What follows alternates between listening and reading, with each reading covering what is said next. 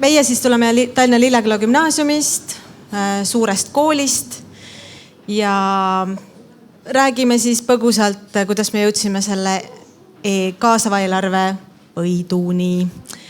Et meil see oli selline väike teekond, et kõigepealt võib panna selle järgmise slaidi, et 2024. aastal mõtlesime ise proovida, et teeme oma koolis sellise kaasava eelarve ideekorje hästi lihtsalt õpilaste seas. Nagu ikka, kõik ei õnnestu hästi ja päris seda tulemust ei tulnud, nagu me tahtsime. Eks see kaasamise teema on ja aktiivsuse teema on ju üleval igal pool, kõikides koolides ja nagu me siin kuulsime kogu ühiskonnas. Aga saime sealt mõned ideed ja ikkagi jäi sõelale see, et õue tahetakse paremaid vaba veetmise võimalusi. Et need ideed me siis talletasime, mõtlesime, et midagi teeme sellega kunagi edasi.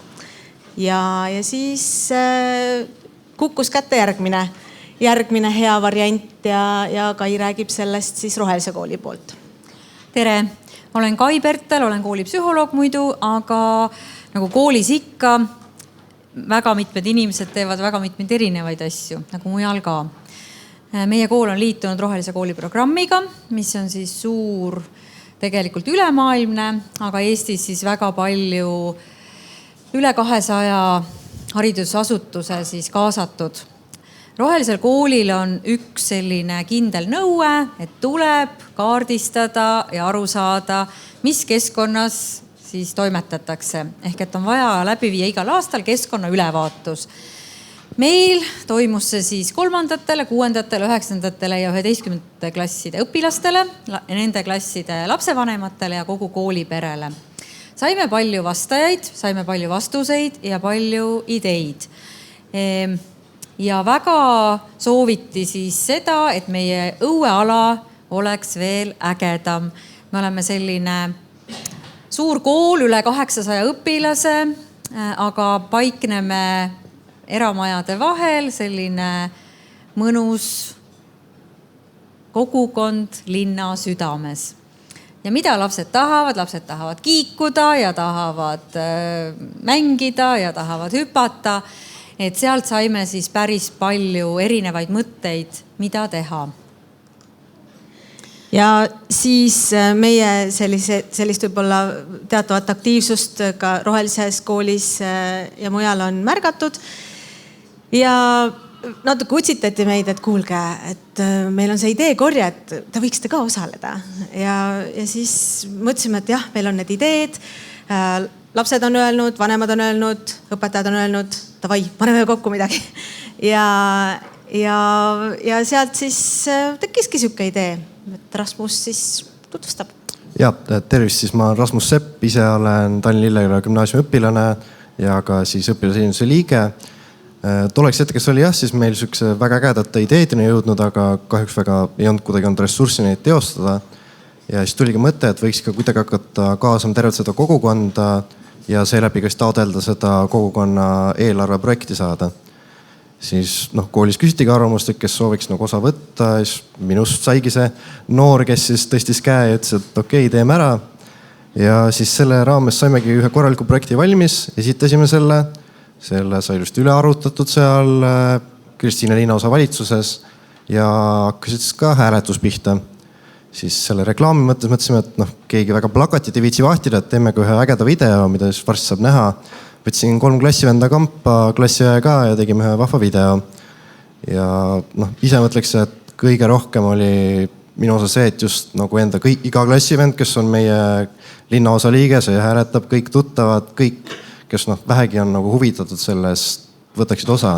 Sest ma ise olen selles koolis 12 aastat õppinud, elanud selles kohas 19 aastat, et ka minu järglastel, et ise lähen siit järgmine aasta ära sealt koolist, aga järgmistel inimestel, kes siin kandis hakkavad elama, et neil oleks mõnus olla selles väikses koolikeses, mis asub nii peidus, aga võiks olla vabalt kogukonna süda. Ja võib-olla nüüd oleks hea hetk, vaatame seda videot, mis noored tegid.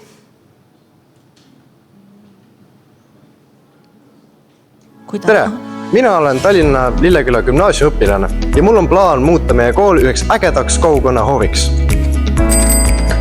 Rattaga on nii tervislik kooli tulla, aga näe, parkla on rattaid täis.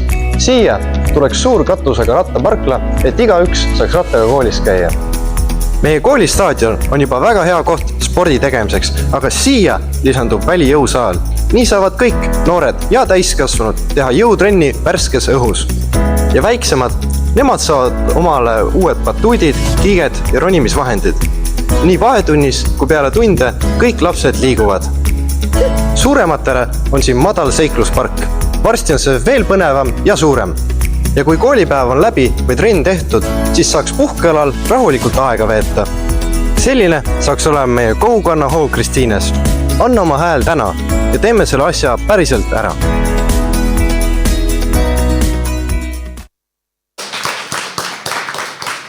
Ja ega me ei jäänud lootma selle peale, et me teeme reklaami oma vanemate seas ja õpilaste seas.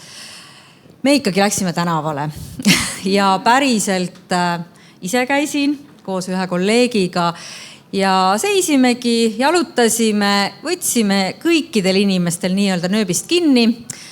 Panime ette selle sama plakati, siin oli kohe QR-kood ka. Tallinnas on siis see, et sa pead olema sellesse linnaossa sisse kirjutatud, kus sa tahad siis oma hääle anda.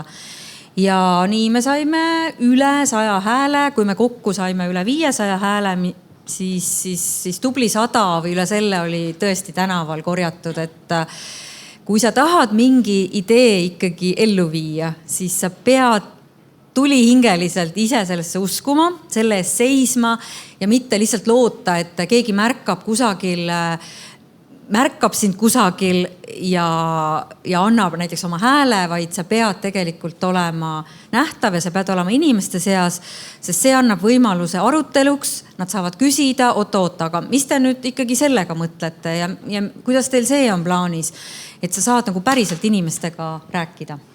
Ja need ideed on ka, kui need kõnetavad suuremat kogukonda, siis see on juba väga suur pluss, et enne ma kuulasin ja mõtlesin, et kool on küll väga lahe ja hea kogukond, kust alustada, sest meid on palju. Meil on väiksed, suured, meil on vanemad, meil on vanavanemad ja nii edasi ja meie kõiki õpetajad ja sõbrad. Et selles mõttes on selline hea, mõnus kogukond. Jah, et kool, kui minu jaoks oli ka, et alustasin ise õpilasesinduses, on väga hea koht, kus just saadagi see esimene samm, et hakkad kogukonna elu korraldama, et tahad osa võtta, esimene väike kogukond on kool ja sille mõtledki, et ei pea poliitikasse minema, aga jätkad lihtsalt suuremana, kus iganes sa elad, et sa tood see traditsiooni sisse, et teeme midagi ära, muudame seda, mis meile meeldib, teeme asja toredaks enda jaoks. Ja see on siis meie poolt kõik, väike koolipere pilt ka, kus me siis kõik oleme jälle pildil.